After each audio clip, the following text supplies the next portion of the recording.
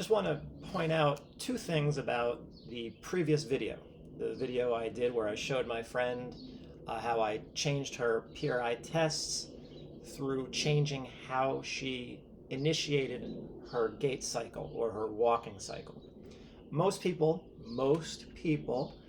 start off not realizing it by shifting their weight to the right foot and stepping with the left foot. And that's the position that we're living in, right stance, left swing phase of the walking cycle. That's just because of the anatomical layout of our body, the bigger right diaphragm, the liver on the right side, the heart kind of more on the left, all these asymmetries of our internal organs, the way that our brain has more peripheral visual processing on the right side than on the left. That's not a PRI concept. That's just neurology. That's just how it works. We have more brain power devoted to right processing than left processing. So humans carry themselves on the right side more than the left because it's the more stable and sensed side. And that's the testing that you saw. The leg that wouldn't go down, the left leg that wouldn't adduct, the right leg that wouldn't abduct, the right shoulder that wouldn't internally rotate. Those are all indicative of a body that is oriented to the right. And that's how they lie down on the table. And they're not when they lie down on the table, they're not straight. Their brain is sensing the right side and their orientation is to the right. And that's what that testing shows.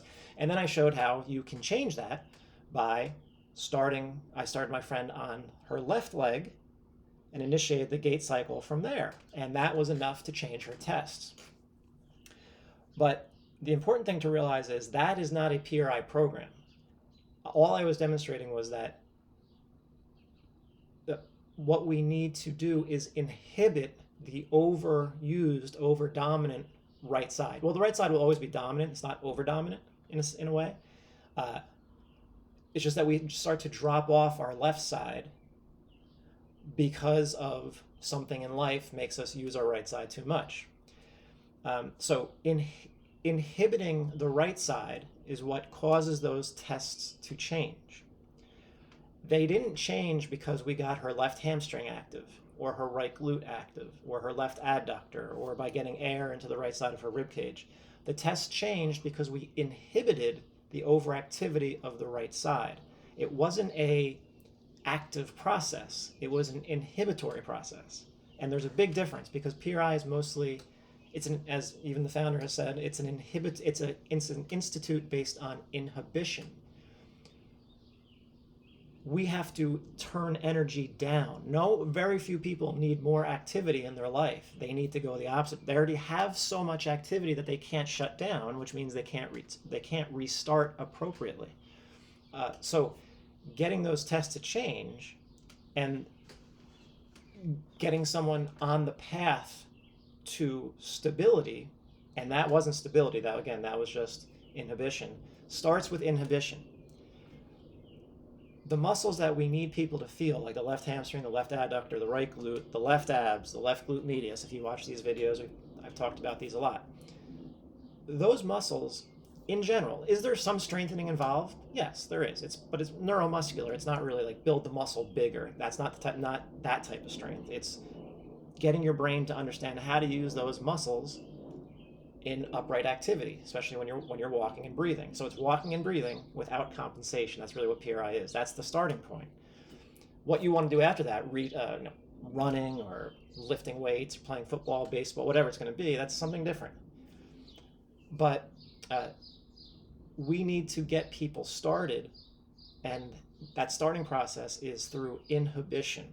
So I was just showing inhibitory processes, how your brain will inhibit overactivity of the right side once your brain is sensing the proper input from the left side. And for her, that was that left heel, that was the left arm coming forward. The left arm coming forward, the right leg coming forward, and she was seeing that. It was in her visual field, and she was sensing the ground underneath her left heel. And as she did that, her brain said, oh, you're on the left side, let's let go of that overactive right-sided musculature, and she went neutral.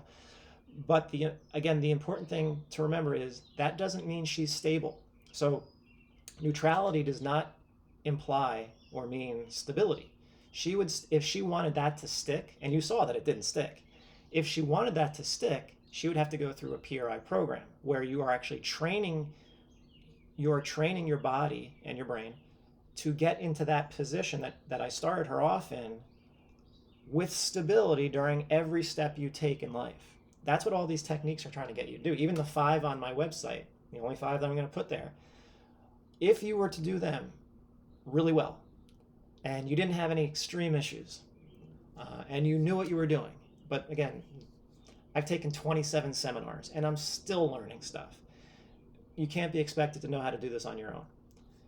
But let's just say in a perfect world that you were able to actually do those techniques perfectly, you would be able to, and you didn't have any, let's say you're young, no history of injuries, no visual issues, just, little overactivity of the right side. Well, you would probably stay new if you did those techniques on the website. That could get you to the point that she was at on that left leg in this position with stability. Conceivably, you could get there so that you would be stable on every step you take. But again, most of us don't live in that perfect world. So the 5 techniques on my website are not going to be enough, but they should be enough to get a lot of people, done correctly, the vast majority of people should be able to get neutral just from those 5 techniques, whether you're going to be completely stable or not, and begin the stabilization process. Again, if you know what you're doing, that's a big if. So even for the first 5 years of doing this, I could not have done what I did with her. My consciousness has changed over the years. I no longer think of it as a biomechanical process. Is it a biomechanical process? Yes, but it's more a neurological, neurosensory process than anything else. So those were the 2 things I wanted to mention, that just because she's neutral does not mean she's stable, does not mean she won't go right back into that pattern if she goes for a walk. Maybe she exceeds a mile and her body's like, whoa, this is getting a little tough. Let's start to use that right side again. Or maybe she wanted to go dancing and, her brain says, well, I haven't done this in a really long time. Not sure quite what to do anymore, so let's go back to that right side. Maybe family issues come up, maybe stress at the job, and you're going to go back into that pattern, at least temporarily. And it's good because we depend on, it's a fight or flight position. So we depend on that pattern. It's not a bad thing. It's the pattern we should have if we're on our right leg, but it's also a stress pattern. But you have to be able to use the left side appropriately also. And then once you have the left side working and the right side working equally, you can alternate, walk straight, no problems. You're good to go. The pattern is no longer an issue. The pattern is only a problem if you don't have the other pattern, which is the left side. And so that's neutrality, does not mean stability, and PRI overall is more of an inhibitory process than it is a facilitatory. It's spelled facilitatory, but it sounds better facilitatory, so I'm just going to say facilitatory, even though I don't think I'm saying it right. Facilitatory, it's more inhibition than it is facilitating musculature. The muscles will generally turn on pretty well. The techniques are difficult, but the muscles will turn on pretty easily once you can inhibit the overactivity of the right side or the left posterior ribcage. Regardless, you have to inhibit overactivity so that you can then feel the muscles properly. It's almost never a issue of working harder, because that just creates more tension, and we're trying to decrease tension. So hopefully so if you are a PRI provider and you're in this journey or you're learning, always think, if someone can't feel their left hamstring, don't think, gee, let's work harder on the left hamstring. Think about what's not turning off to let this individual feel that left hamstring. That is my word of advice. It took me many years to really, truly understand that, but once you do understand it, your consciousness changes and you'll have much better outcomes with your clients or patients.